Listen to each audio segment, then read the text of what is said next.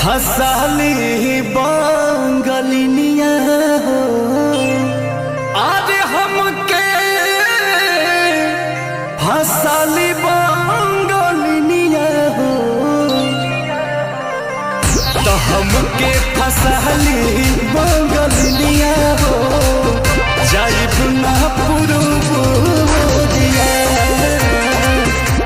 हमके फसाली बंगलिनिया हो जाइब ना पुरुबोरिया भल नहीं करब हम नौकरिया हो भल नहीं करब हम नौकरिया हो जाइब ना